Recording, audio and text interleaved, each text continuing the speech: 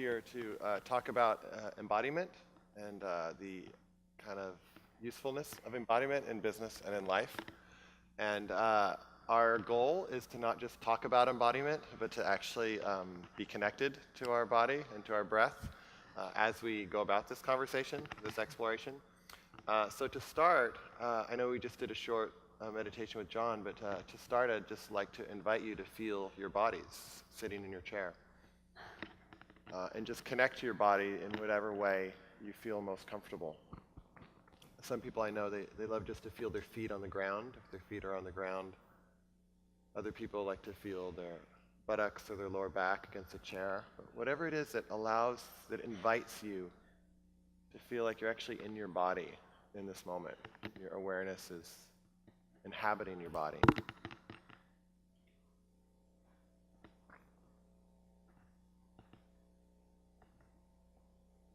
And there's a way that we can talk and engage completely disconnected from our bodies, which we know how to do. And there's also a way that we can talk and engage that's actually connected to our presence in the body.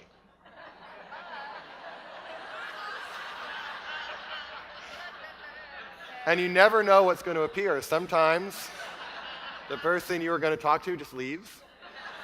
Other times, certain sensations might arise in your body, or certain thoughts. Just let it all come and go.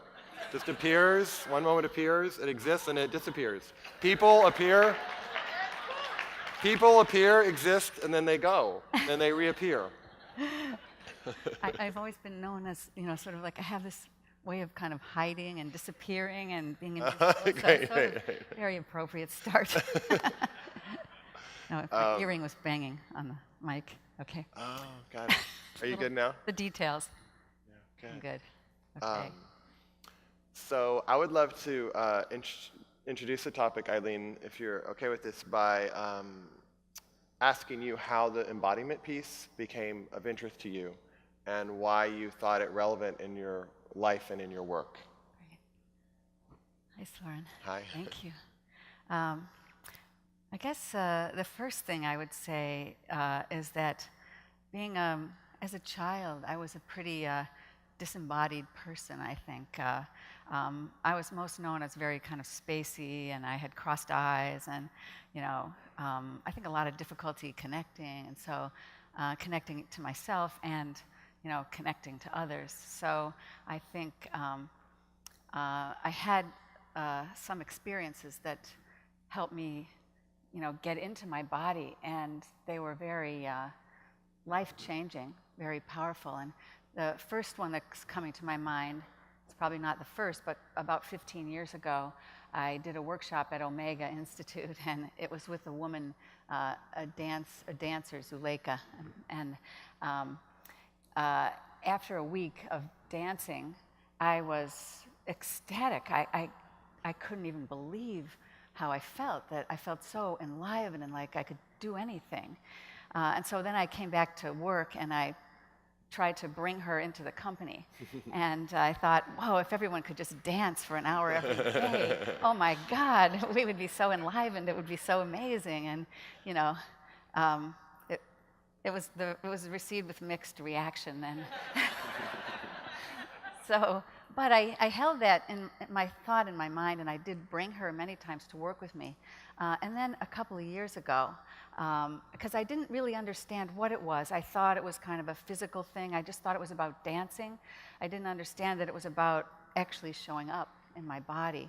And but in the last couple of years, I got involved in doing somatic experiencing work, and had some really powerful experiences.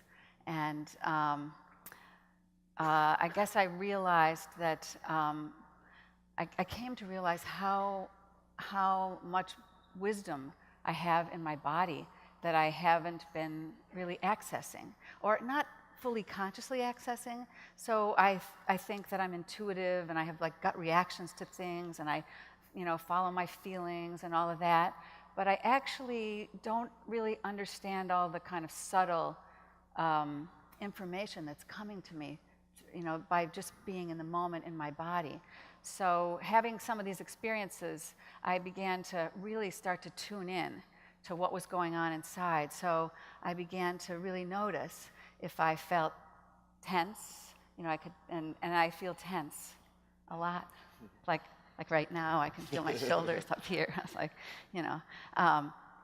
So I notice that that there's a lot of information, a lot of wisdom, a lot of creativity, and a lot of opportunity for connection through the body. And I want to say more about it, but that was my sort of first experiences, and so it was something that I just started really exploring and doing more with, and then you and I had that really powerful experience when a year ago, I saw, and kind of realized we were, on the same page about it, that we both realized how important embodiment was, and I think about, I was just thinking about a quote in the Embodiment Lounge from the Buddha, when he said that the body is the anchor for the moment, the current moment, and the mind is always in the past or the future. So if we can be in our bodies, then we have so much. It's like a doorway of information and that kind of direct experience of like what's happening and the magic of connection and. Beautiful, beautiful.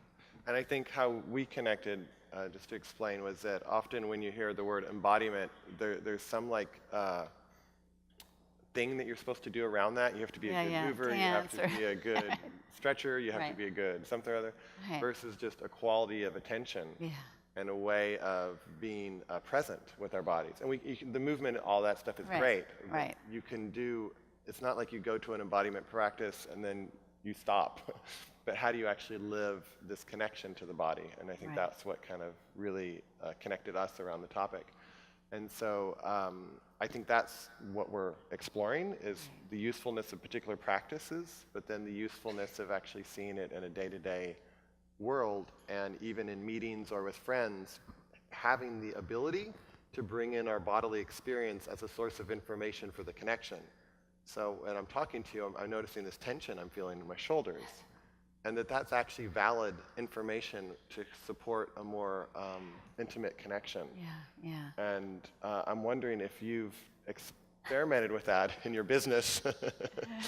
My body just isn't feeling that new shirt very well. Or and is there a way that what our direct experience of our body is in a moment can be shared? And it's not just a mental, well, I think this, well, you think that, well, I think, and it's just not that, we're not just connecting at a mental level, we're connecting at a physical and energetic level. That's right.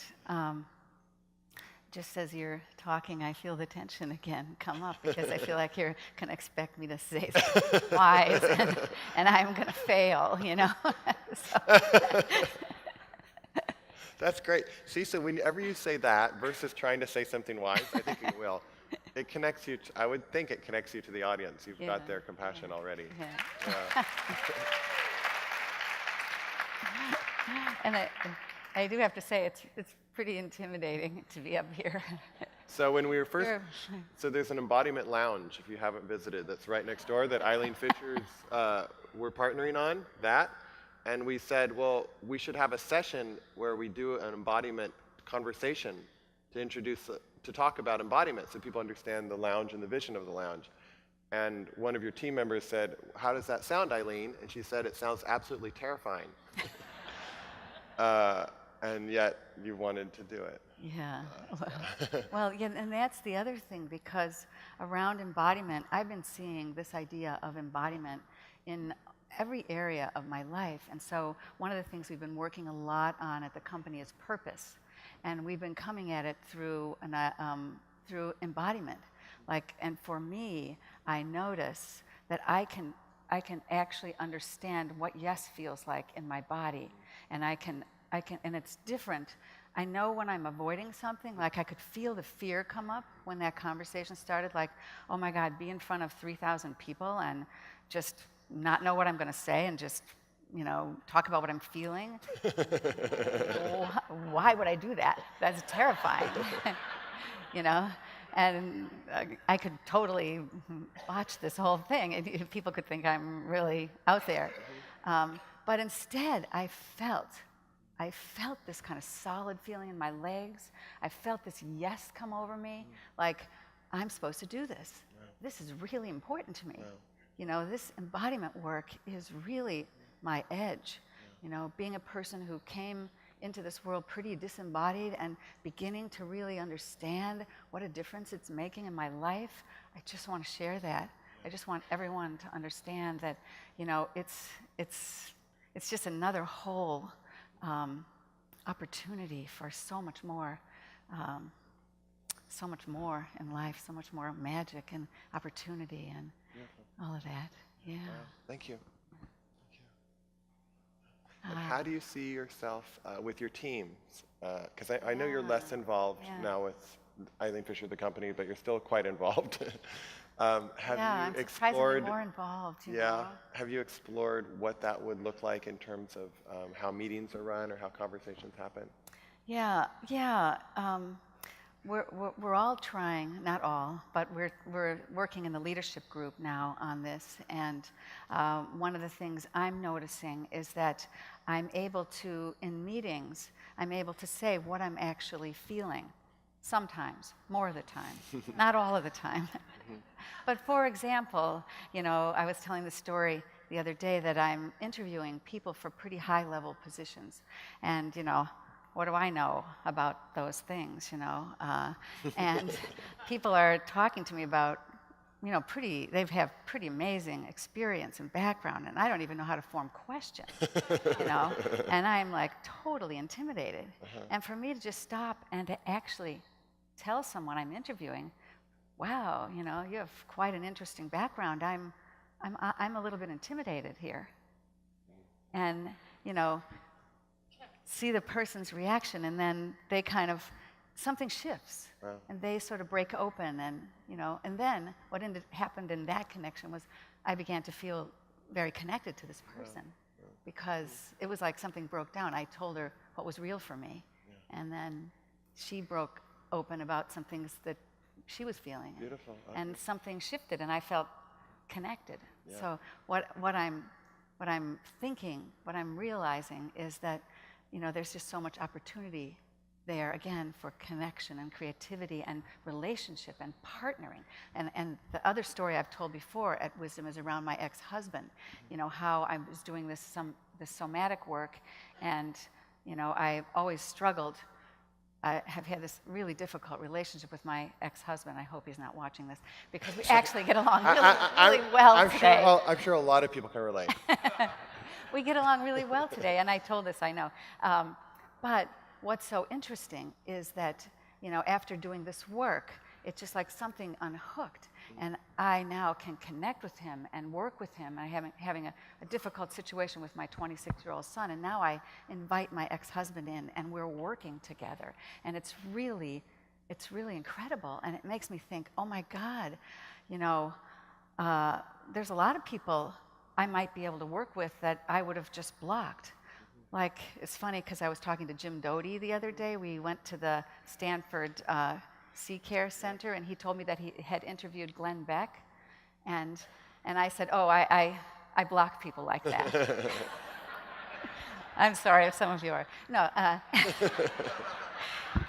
And he told me why it's important not to do that, and how to be compassionate and be open to people who think differently, and what's the possibility, of speaking to people who think differently and being open, and what's possible in terms of partnering in the world, and But it seems like the difference that if I understand right, the difference that happened with your husband and that happened with the interviewer is that you found a way to tap into what you're actually experiencing in the moment and share that when that's appropriate, so that there's an opening to engage at a deeper level.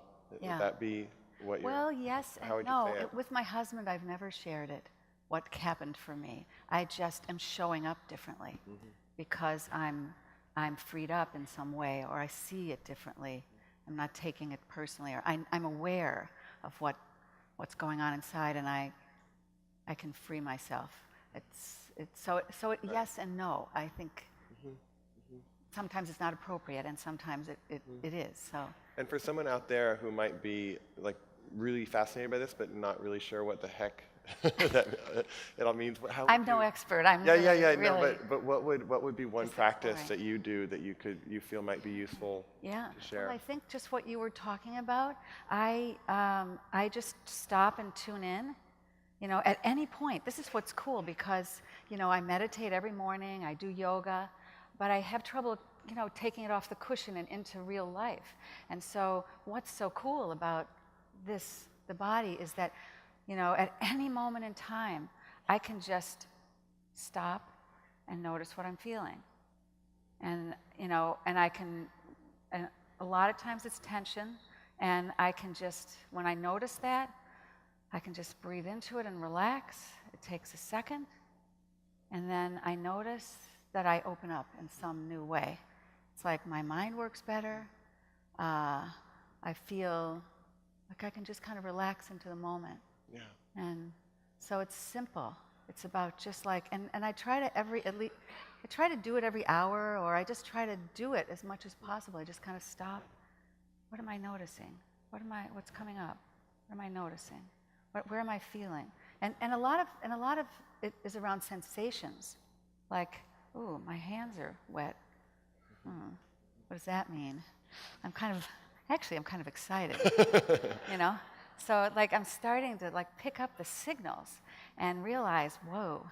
So what I'm saying to you is just at any moment, it's so simple. The hardest is to remember to do it, just to remember to stop at any moment in time. Why is my heart racing?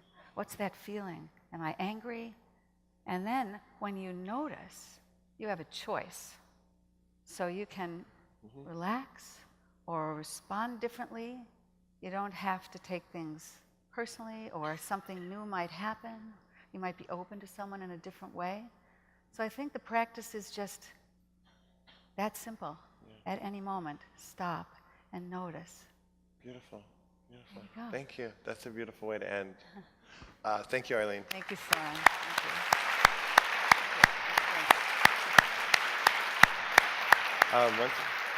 you. She's also doing a Q&A later this afternoon in the village for those who want to have a Q&A with Eileen to kind of explore a little bit more of this topic. And come to the embodiment lounge. And there's a lounge just around the corner. We're playing, we're learning. All right, thank you. Thank you.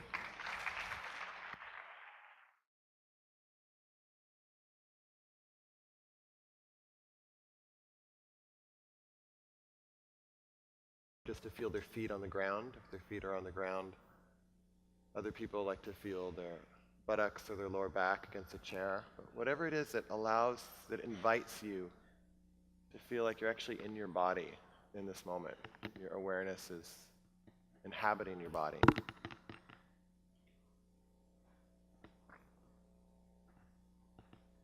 But to actually be connected to our body and to our breath as we go about this conversation, this exploration. So to start, I know we just did a short meditation with John, but to start, I'd just like to invite you to feel your bodies sitting in your chair. And just connect to your body in whatever way you feel most comfortable. Some people I know, they love. And there's a way that we can talk and engage completely disconnected from our bodies, which we know how to do. And there's also a way that we can talk and engage that's actually connected to our presence in the body.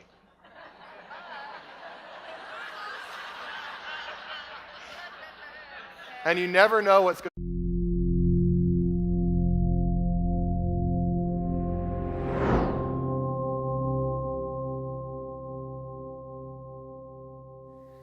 So we are here to talk about embodiment and the kind of usefulness of embodiment in business and in life. And our goal is to not just talk about embodiment, but it's going to appear sometimes the person you were going to talk to just leaves. Other times, certain sensations might arise in your body, or certain thoughts. Just let it all come and go. Just appears, one moment appears, it exists, and it disappears. People appear, exist, and then they go, and they reappear.